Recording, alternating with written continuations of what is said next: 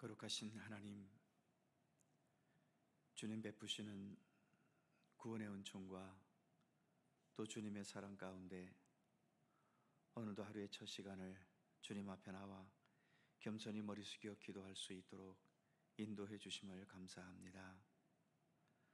우리의 모든 삶의 발걸음 속에 언제나 주님의 돌보심과 인도하심이 함께하고 있음을 믿음으로 확신케 하시고, 그래서 우리가 좀 더 주의 말씀에 귀를 기울이며 주님의 선하신 뜻을 배우고 깨달아가면서 우리 주님을 향해 더 나아가고 주님과 모든 것에 더 일치되어 가는 믿음의 성숙함과 또 진보함을 나타낼 수 있도록 함께하여 주시옵소서. 이 새벽도 주 성령께서 주님을 향하여 머리 숙인 이 자리에 친히 임재하시기를 원하옵고 예수님의 이름으로 기도하옵나이다. 아멘. 찬송 447장입니다. 447장.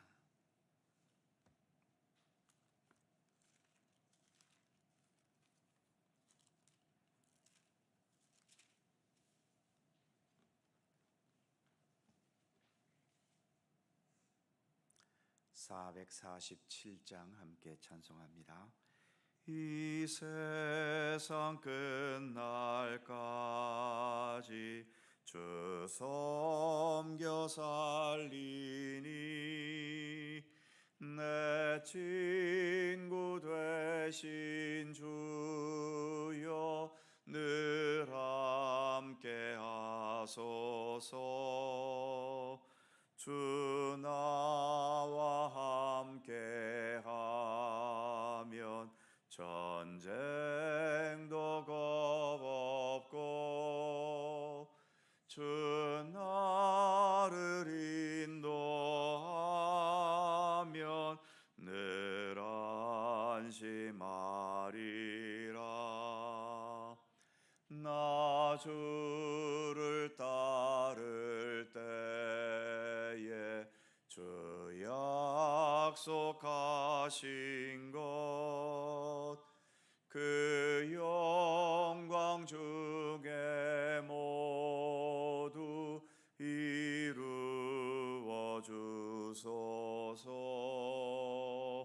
나 주의 뒤를 따라 섬기며 살리니 그 크신 은혜 속에 날 인도하소서. 이 세상 온갖 시험 내 마음을 흔들고 저 악한 원수들이 안팎에 있으나 주 나를 돌보시사 내 방패 되시고 내 옆에 계신 것을 늘 알게 하소서. 저 영광 빛나 옷을 주 허락했으니 그 허락하신 곳을 늘 사모합니다.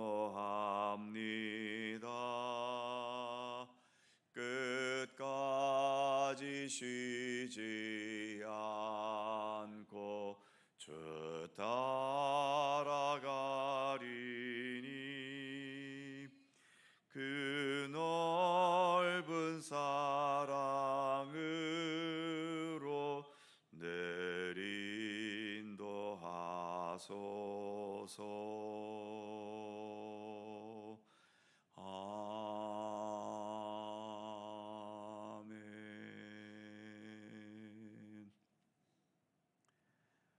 로마서 4장 1절입니다.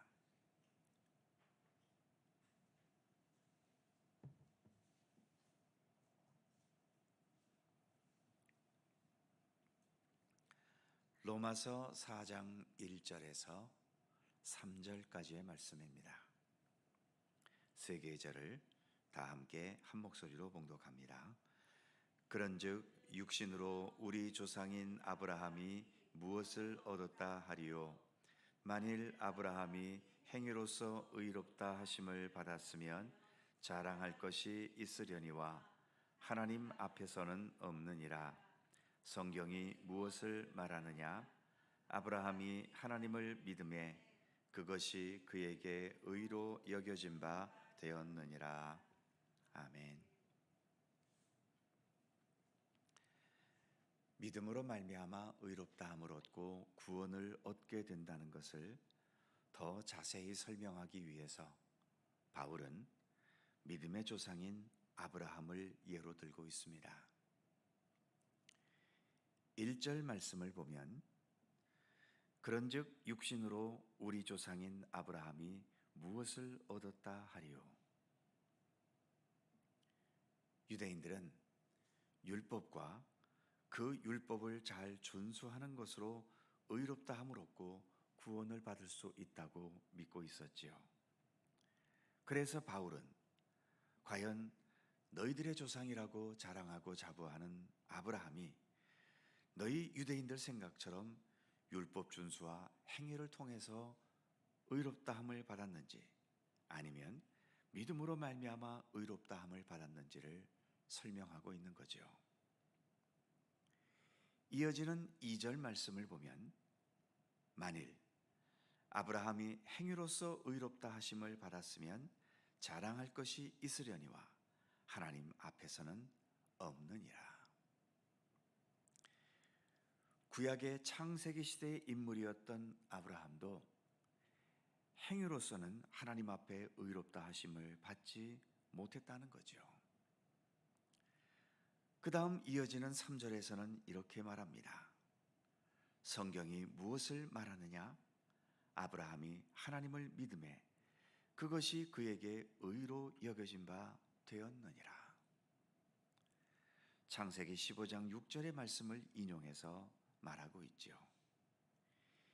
이미 창세기 시대 아브라함도 하나님을 믿었기 때문에 그 믿음으로 의롭다 여김을 받았다는 것이죠.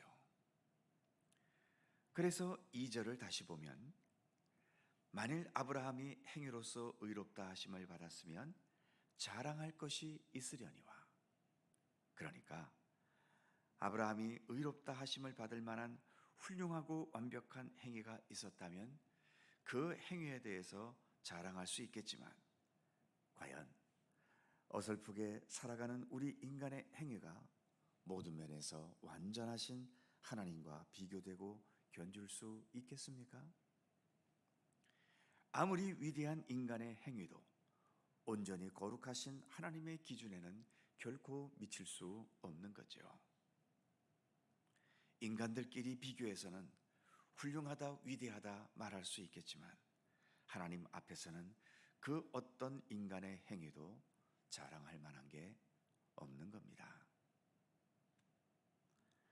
다시 한번 반복해 말씀드리지만 사람이 이 세상에 출생하는 데 있어서 출생하는 아기가 위대하고 훌륭해서 태어난 게 아니지요.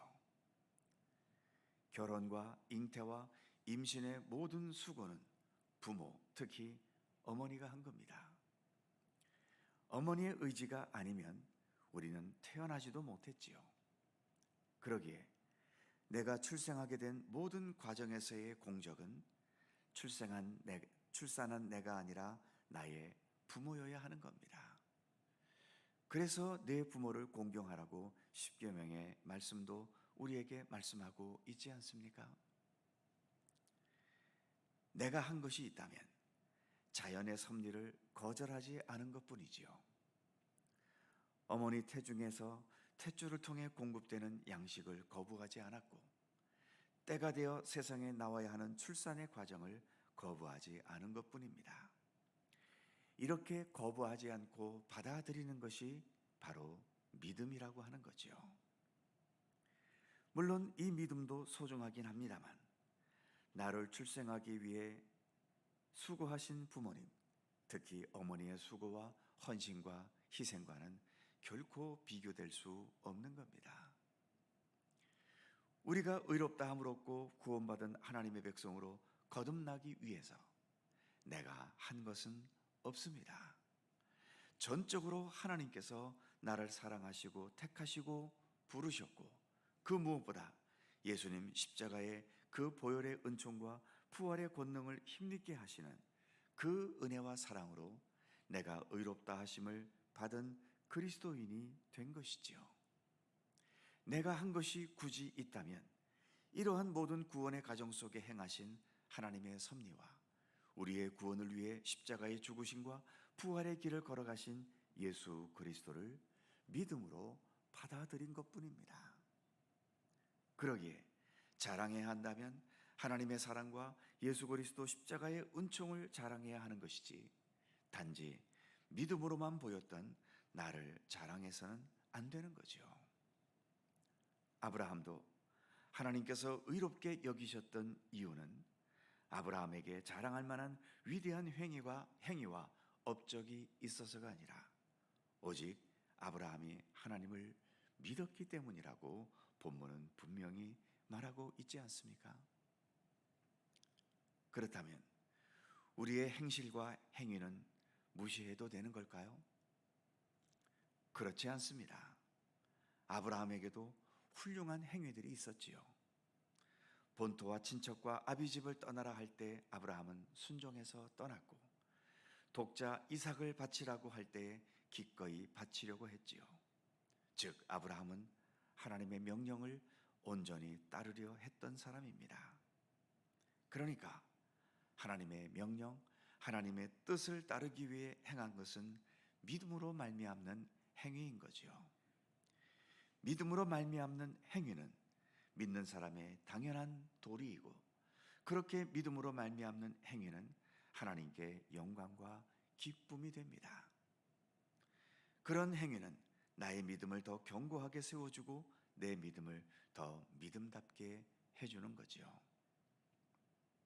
반면 하나님이 아닌 자기의 생각만으로 행한 것은 그냥 행위일 뿐입니다. 아브라함이 애굽에 있을 때에 자기가 살기 위해 아내를 누이라고 속인 일이나, 나이 90세가 넘도록 자식이 없을 때 첩을 들여서 이스마엘을 낳은 것이 하나님의 뜻은 아니었지요. 물론 아내를 누이라고 속여서 애굽에서 생존할 수 있었고, 첩을 통해 아들이라도 낳았으니까 그 불안한 상황에서 안심하게 살 수 있어서 사람의 입장에서는 좋을 수 있겠지만, 그러나 하나님의 뜻은 분명 아니었던 거지요. 오늘의 말씀은 분명히 말합니다. 우리가 살아가는 삶, 우리가 살면서 행하는 행위, 이 모든 것은 믿음으로 말미암는 것이 되어야 한다는 것을 말하고 있습니다. 아브라함에게 많은 행위와 공적과 업적이 있지만 하나님께서 인정하신 것은 아브라함의 믿음뿐입니다. 그러니까 아브라함의 모든 행위들도 믿음으로 말미암아 비롯된 것들만 의미가 있지, 아무리 세상적으로 번영하고 성공하고 명예와 권세를 얻어도 믿음으로 말미암지 않은 것은 아무 의미 없는 행위일 뿐인 겁니다. 우리는 이미 믿음으로 구원받은 사람들 아닙니까? 그러기에 이제는 구원받기 위해 믿음의 길을 가는 게 아니라 믿음으로 구원받았기 때문에 내가 살아가는 모든 삶도 믿음으로 살아가는 삶이 되기 위해 오늘도 믿음의 길을 가는 것입니다. 하나님의 말씀, 하나님의 뜻과 더 일치시켜 나가려는 노력과 경건의 훈련을 기울여 가는 그런 과정 중에 우리는 지금 있는 거죠. 이 과정을 생명 다하기까지 성실하게 잘 수행해 나가는 우리 모두가 되기를 간절히 소망합니다. 기도하겠습니다.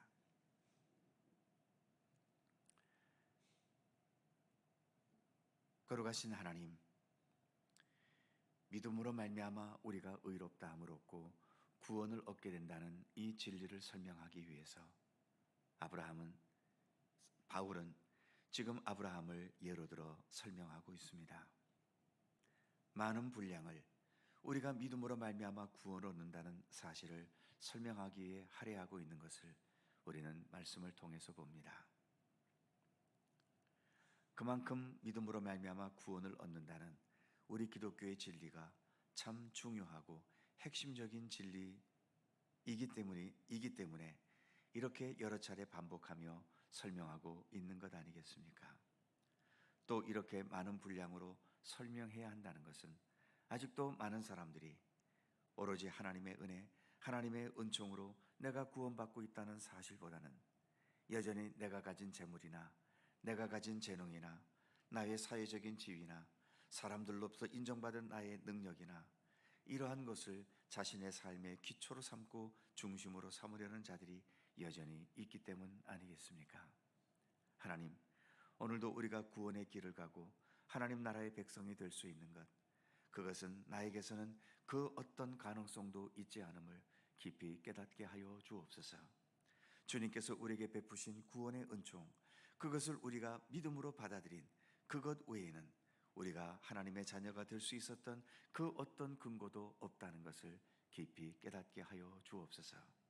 나의 삶은 자랑하기 위해 사는 것이 아니라 남들에게 과시하고 남들 앞에서 뽐내기 위해 사는 것이 아니라 나의 삶을 통하여 행하신 하나님의 구원과 생명과 은혜의 역사, 거기에 나타나는 하나님의 놀랍고도 크신 사랑, 바로 이것을 우리가 증거하고 이것을 나타내기 위해 우리가 이 세상을 사는 것임을 늘 잊지 않게 하여 주시옵소서.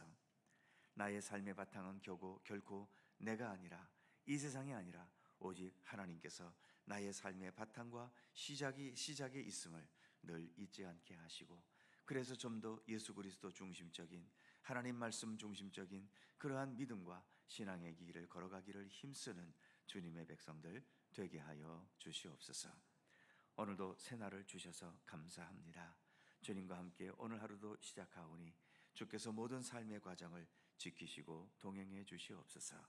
오늘도 간절한 우리 모두의 기도의 제목 일일이 기억하시고 한마디 한마디 헛된 기도가 없이 주님께서 기쁘게 들으시고 또 기꺼이 응답하시는 그런 참된 기도가 될 수 있도록 오늘도 우리 가운데 함께하여 주옵소서.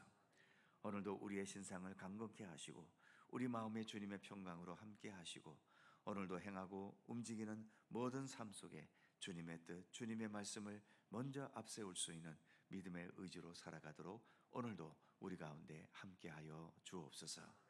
감사와 찬양을 주께 돌리옵고 우리 구주 예수 그리스도의 거룩하신 이름으로 기도하옵나이다. 아멘.